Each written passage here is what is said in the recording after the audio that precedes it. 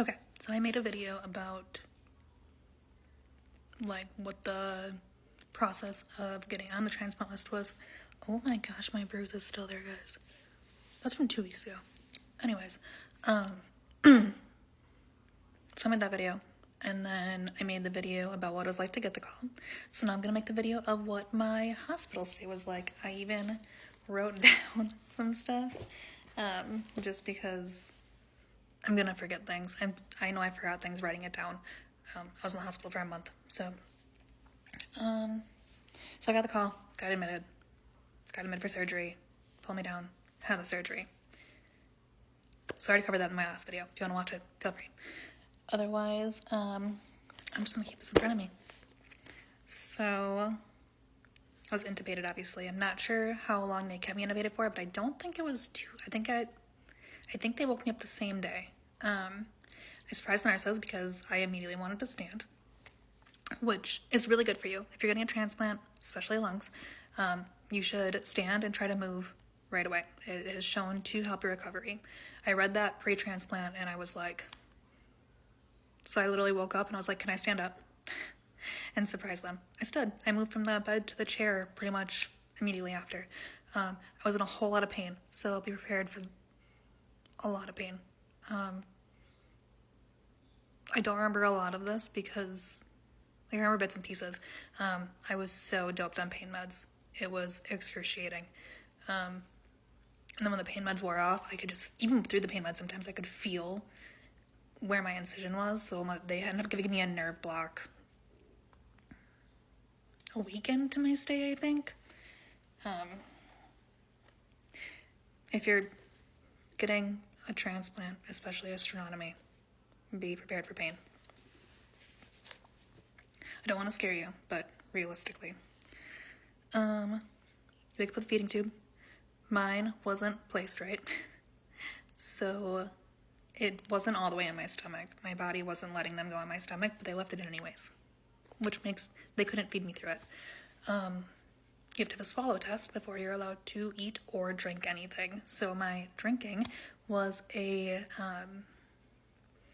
foam swabs. They could wet my mouth. That is it.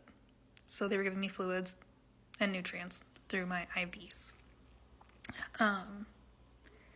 Couldn't consume anything through your mouth.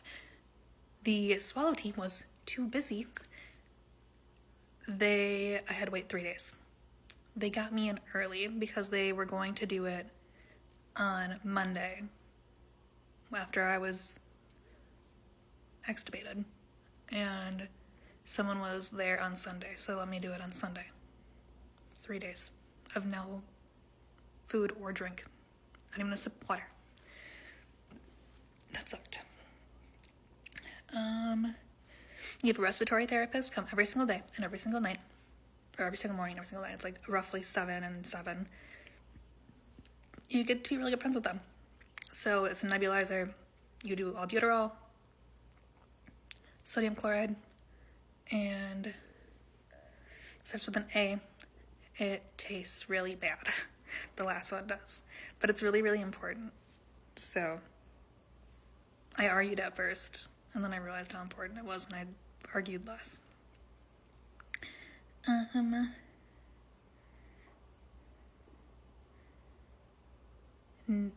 8 days? January 9th. 8 days after my transplant, I coughed up a blood clot. They told me it was normal. I still don't know if it's normal. Around that same time, every time I took a deep breath, it would like vibrate right here, and it was unpleasant. So I called the third shift nurse in because I started getting worried about it. And she's like, it's a friction rub. That's normal. You're okay. That's when they gave me the nerve block. So I wouldn't feel that anymore. It was shortly after that, though, that I was re-intubated.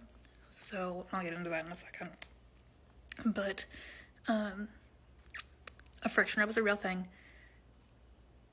But now that I was re-intubated, I don't know if it was actually a friction rub, if it was the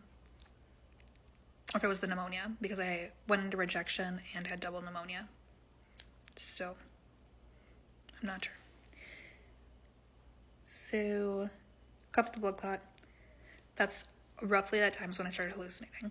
I don't remember pretty much any of that. I did make a video about my hallucinations, kind of, 2 videos, if you want to watch those. During that time, though, I threw up, it was either 3 times or 4 times, and it was like gritty blood.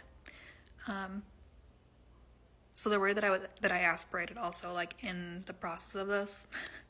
So, like, all the factors were just working against me. But I was supposed to be discharged, like, during this time. So January 9th, I coughed up the blood clot, and then it was, like, that day or the day after, like, I think we're going to discharge you on Tuesday, get all your education done, you're doing phenomenal, da-da-da-da. Mind you, this time I'm still crazy loopy. I don't know what's going on. I just coughed up a blood clot. And I was just like, okay. In my mind, I'm thinking, if I am not meant to go home yet, I won't go home.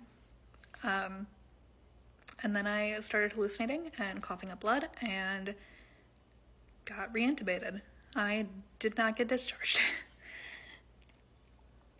So while I was intubated, my antibodies were attacking my lungs. So if you look at like my early videos, I talked about why this is so risky. You can look at that, but one of the really risky factors for me specifically is that my antibodies are so high that I was going to reject most organs, or most donors' organs.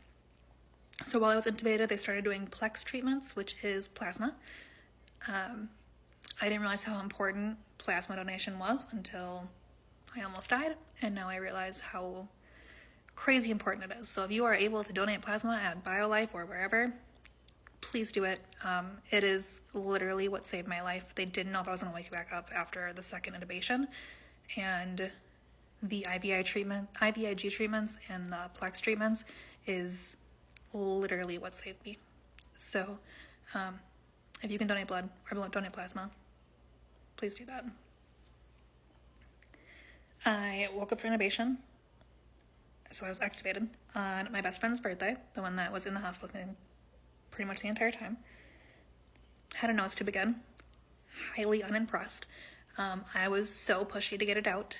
They got my swallow test fast, but they wouldn't let me take it out this time until I could consume enough calories, because I had struggled with that the first time.